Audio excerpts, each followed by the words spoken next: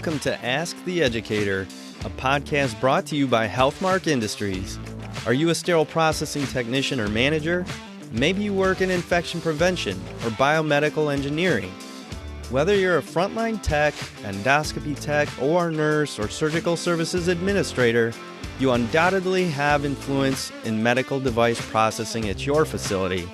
In each episode, we speak with experts from the Healthmark Clinical Affairs team, industry leaders, or special guests from the trenches to answer your questions and bring you relevant industry information, equipping you for excellence in medical device processing. My name is Kevin Anderson, and I will be your host. Now let's get started. Hey everyone, Kevin Anderson here, host of the Ask the Educator podcast. I'm excited to get into episode number 69. We're getting further along in these episode numbers. I can't believe we're this far. But I have the pleasure of introducing you all to my guest here, Sarah B. Cruz. Sarah has been very, very out there these days on social media and very active, and it's been very refreshing to see. She's also going to be a speaker for one of our international webinars coming up on the 16th. So don't miss that. I want to make sure that everybody is aware of that. But Sarah, just welcome to the show. I appreciate you being here. Hi, Kevin. I am so excited. And hello to all my fellow perioperative professionals listening in today. Well, we're excited to have you, Sarah. And before we get started, for those people out there who may not really know you from social media or even in person, why don't you just give us a little bit of a background of just your professional background? Yeah, sure. So I'm Sarah B. Cruz. I have a bunch of different letters after my name that pretty much just mean I'm a CSS nerd.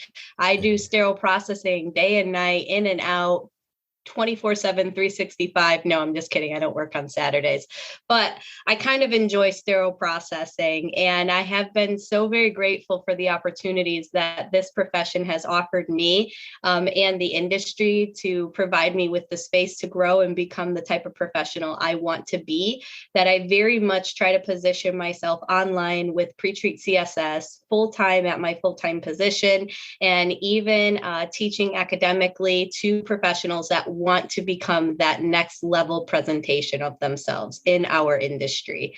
So if you want to gain real traction and objective-driven goals with clear physical indicators of success, I am your girl.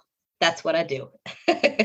Sarah, your enthusiasm is refreshing. So, and I'm glad you brought up PreTreat CSS. I know this is kind of your own project, and I did want to give you just a short opportunity to introduce it. Like, what's this about? Where did it come from? And how can others really interact with you through this side business or whatever that you have going on? Yeah, thank you so much. So PreTreat CSS is officially 2 years old this year, and it was really exciting to create it pre-pandemic, and then the pandemic hit, and I almost felt like, not to make another conversation about COVID, but when COVID hit, we had to decide what type of sterile processing technician we were going to be during it and coming out of it. And I refused to be the same sterile processing technician that wasn't achieving the objectives that I wanted for myself.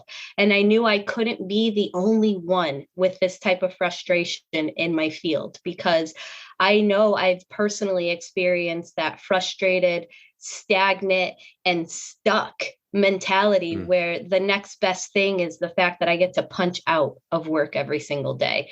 And I didn't want to live like that. And especially when I switched professions to sterile processing when I was a vet tech, and I, not for nothing, I was a good vet tech. Okay, I didn't have to leave being a vet tech, but I wanted something more, and I believed that sterile processing could give it to me. And I created PreTreat CSS to show individuals that you can be educated, you can be motivated, and you can be enthusiastic to bring the frontline to the industry that's waiting for you. And I want people to find their voices. So if I highlight how I'm doing it, maybe someone will find inspiration in that, and they'll definitely find a good laugh. So at least with that, we have that going for us. Excellent. Well, I appreciate you sharing about that. And I know that with that PreTreat CSS, you also have a YouTube channel. So I just want to plug that real quick for you. But go check it out, go subscribe, be a follower, and get inspired, man. It's a great little channel. I've gotten to see some of the videos. So good job on that. Thanks. So I mentioned that you're going to have a presentation coming up with one of our HealthMark International webinars. And during that presentation, you plan to address mentorship as part of it. And I'd like to kind of get into that a little bit deeper for this podcast because it is so important and something that not a lot of people are really talking about, just, being honest. So I thought that this would be a good opportunity. So what is the problem that you see in our industry today that could be positively influenced by mentorship specifically?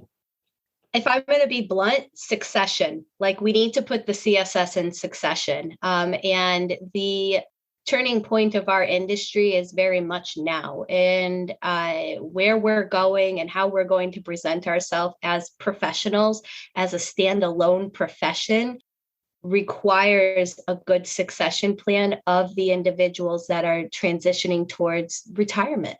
If I'm being completely blunt. And it's not saying that I want to push anybody to retirement because that's not it. And I really appreciate the OG real MVPs already laying it down in the field for us. But there is no middle ground between the frontline technician who's just starting, just out of school or out of self-study, and then the professional that is already recognized and admired by those individuals in the frontline. So there's this big middle gray area of professionals already in their professional practice that need to be able to cultivate how they're going to present for our industry space when these individuals leave it. And I can't say anybody honestly ever leaves sterile processing, because if you look around, like all of our departments have people that just won't retire in them. And thank God, because at the same time, you ask these individuals and they say, I don't feel like I can retire. I don't know who I'm handing this off to. So I think it's important that mentorship can feed this space of the up and coming industry professional to become that voice, that advocate, that professional presentation that our industry needs in order to be recognized by the healthcare industry. Yeah, those are really good points. I think that anybody can relate to just kind of, at least in my experience anyway, I can relate to what you're saying because, we definitely had our mainstays in my department who had been there for many, many years. And it seemed like kind of the techs who were on the younger to middle age side were kind of almost a little bit of a revolving door because there might be other opportunities that they're leaving for and things like that. And I think it is really important that we are able to show them the way to make a real career out of this profession and that we help them out with that. One of the things that I am into and have been for my whole life is sports. And that's one thing that I think is done really well in sports, right? You have, football is going on right now. You have a young quarterback just drafted, and what happens? They get mentored by the guy who is about to retire, and their services are invaluable to that young quarterback. And we need to do that in our industry as well. And we should look to what's going on in other industries sometimes to really identify those things that maybe somebody else is doing really well. And maybe we could adapt that and bring that into our industry. So I really think that's an awesome point of emphasis that you've identified. And I think it will go a long way. So, and Kevin, I think a big thing to point out is that we are only as good as our replacements. Yeah. And it speaks volumes when a department manager leaves and the entire department catches on fire, figuratively speaking, I hope. But, have your fire extinguishers ready. But it says a lot when leadership leaves and it can't hold its own, so to speak. Our industry is personified the same way. Now, I'm not saying that the individuals already in place are I'm not blaming anybody at all. I want to make that perfectly clear.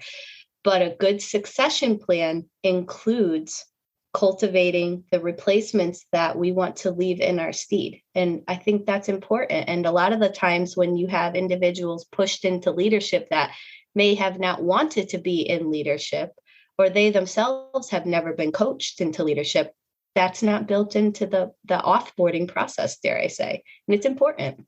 Yes, absolutely. I couldn't agree more. And we want to get into that. It's like and I agree with you. So this mentorship, we agree, could be part of the solution to this problem.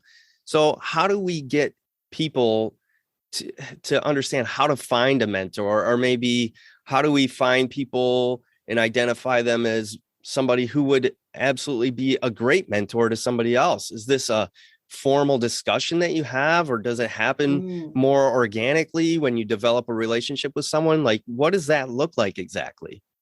Yeah, and I think this is a really great action question. So me, myself, and a PreTreat CSS, we like to talk philosophy, but the end result has to be actionable. I agree. So I love that you asked that. Yes, yes, it's so important. You need to have a plan, A, B, C, D. Even if it goes A, B, D, E, F, G, and it's all out of order, at least you had something laid out, right? Yep. So I want to point out that the first thing I have to ask is that, do you want a mentor?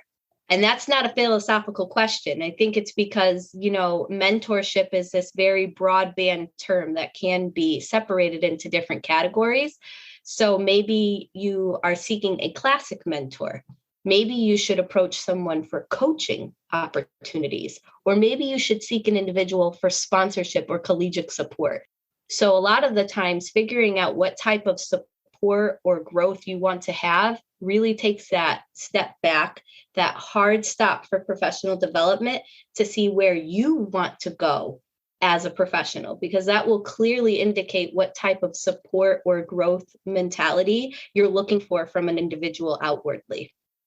That's a great starting point. Great advice. I think a good way to also kind of help people understand when it comes to making that decision about mentorship.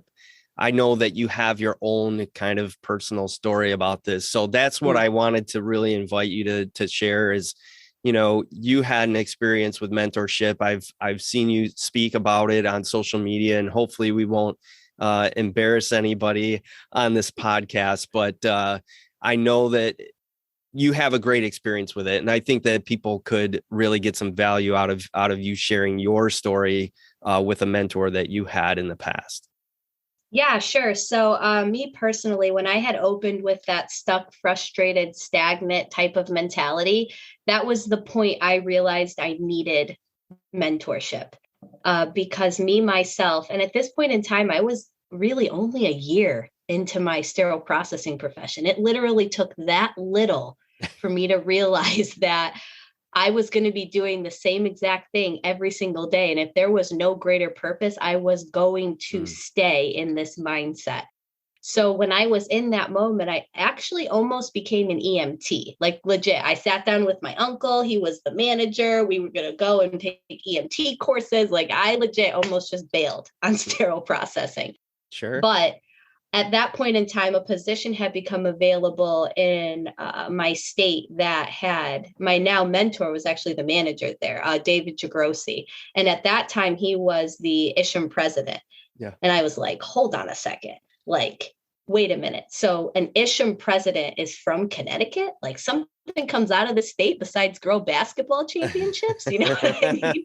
And I was like, wait a minute, this is huge. And there was an opening in the facility, and I was already frustrated and stagnant. And I was like, listen, I got to jump at this chance, because if working with an Isham president doesn't get me invigorated enough, well, maybe I should stop doing sterile processing. So, I jumped at the chance, and fortunately I was hired, and I immediately started to bombard. Like, I was like, hey, what's up? Let's go. I want to be just like you when I grow up. And he's like, hold on a second. He's like, let's get you on the 6-month orientation first there. Just like pump the brakes a little bit. Right. So the ambition had never gone away, but I was dealing with a lot of my own character defects that he was waiting for me to sort out so that I could be ready professionally to take on the growth that I was anticipating. And I think that's a really big part and a very valuable aspect to David being my mentor, is that he was always very patient with me working out my own isms so that I could position myself to be the individual that he knew he could help me develop too. But you can't grow a plant out of sand. I had to make Sure. my own soil. So, fortunately for me, it was very easy for me to identify somebody that I wanted to be mentored by. But getting him to mentor me was a little bit more of a patience thing, just because I had my own character defects that were literally stopping me, that he helped me recognize very gracefully and very bluntly, to the point, which I very, very appreciative of. I don't really have time to circle the drain. So he's always been straight to the point, and that's always served me in my professional presentation. So he's still my mentor today. Some call me stubborn, tomato, tomato. We'll get there. But yeah, it's definitely been an interesting type of relationship, because everybody talks about how they want a mentor, but are they really ready to have one? What are you doing to gain one? Yeah, exactly. And that's why I thought it was kind of interesting to hear your story. We talked about this prior to recording, and that was a very unique situation that sort of came and fell in your lap in a way. It didn't fall in your lap, but the opportunity was there. That is unusual, where an Isham president is Yeah. kind of working in your neighborhood there. But that being said, maybe there are people in your department or in your health system or whatever. Maybe they're not, in some sort of, Isham presidency or a board member or something like that. Maybe they're not in a specific position like that, but maybe their career is one to emulate. Maybe theirs is one that does kind of get you excited about the industry. And maybe, even if it's just that one person or somebody even online, somebody, through a network on social media that you really admire, there are people out there and opportunities out there for people like you who really needed that mentorship to kind of keep the passion going for this industry. I think one of the things you kind of mentioned there in your story is that you were about to leave. And I think that this is something that happens with a lot of people. And sometimes people leave physically. They leave physically, like you were planning to maybe become an EMT. But I also think that people check out mentally, right? They're on cruise control. They're in this thing because they have a job and they have a paycheck and whatever. But there's no passion there. There's no purpose. It's just to collect the check at the end of the day and get to the weekend, and we're all at different steps in our lives. And sometimes you kind of flow in and out of different stages like that too. But I think that mentorship played a huge part in keeping your fire going for the industry. And I think that that's something that maybe others could really benefit from, which is why I really enjoy the fact that you're open and willing to share that story. Yeah, and it's really my pleasure, because I think it's important to recognize vulnerability in mentorship, because I'd like to unpack that term admire that you used. So there's a big saying, and it's like, don't ever meet your heroes, right? Because they're never how you've built them up in your head, right? And so I think it's important that when you are creating the type of professional presentation you want, you are in fact emulating the person that you look to every day. And you can see that with positive reflection and negative reflection. So let's take a look at the individual that has mentally checked out, that you just described. They've mentally checked out. They're just coming in for the paycheck. They may be mirroring behavior of those in their department who are also mentally checked out. So we are, in fact, emulating the individuals that surround us and aspiring to be someone by collective presence. Whether we choose to or not, it will happen. Okay. So it's of a personal professional choice that you have to say and take that hard stop and say, wow, am I burnt out because maybe I'm just not looking in the right direction? Even when you stare at the sun, your eyes can hurt. Okay. So sometimes you have to turn away to figure out which way you need to go. And I can't say that there isn't and wasn't a bunch of individuals in the space that I'm currently in that may feel burnt out sometimes. Sure.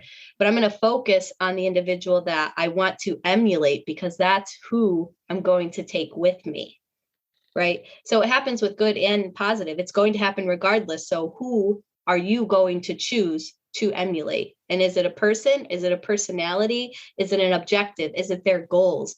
There's individuals that I look up to that we have absolutely nothing in common. Not a thing, not a single thing. But their end goal is so strong that I admire their objectives. I want to emulate the objectives that they're trying to reach. That's another form of mentorship. I completely agree. And I've had my share of people like that too, where some passionate people, bright people, and whether you enter into some sort of informal or formal mentorship, you still are able to learn and take a lot away from just being with them and, working alongside them. But yeah, this is a great point that you made about mentorship. And I think that one of the things that both you and I are really happy about, and you mentioned it earlier, is having, trying to supply people with some actionable steps. And it's one of those things. I remember going to an ISHM conference when I was brand new into SPD, and I was all excited about some of the presentations I had heard. And I didn't realize, I started a conversation at lunch about it. And this lady, she was really great and honest. And she was like, so what are you going to do with that? Like when you get back to work or whatever? And I really had to think about it. I wasn't even sure, and so I it's like one of those things where as a speaker or as a podcast host, I like to try and give somebody something to do with the content. So all of that to say, what actions would you advise people to take if they want to have a mentor or if they'd like to be a mentor to somebody else? Yeah, definitely. So, and I like how you use the terms informal and formal, because there is definitely a formal and an informal approach to literally your approach to mentorship, not just a mindset, but like how you're literally going to go up to this individual and say, can you be my mentor? Sometimes that's how it comes out. And, how you approach the individual that you're hoping to seek guidance from, because that's all a mentor is the individual that you'd like to seek guidance from. So if you're looking for that classic mentor, it's going to be someone that tells you what they're doing, and then you take what they said and apply it to your life. Like my mentor, Dave, does not ever tell me what to do. He tells me what he's doing, how it's benefited him. And if that's something that I'd like to apply, maybe this is a strategy I could use. All right. So if you're looking for somebody that's more to the point, like you have to do 1, 2, 3, A, B, C, maybe you need to find an individual that's of a coaching background. And here's that actionable step for that. So you see someone that says, I do this, I do that, and here's what you should do. Reach out to them. And don't worry, we'll discuss how to reach out to them in just a second.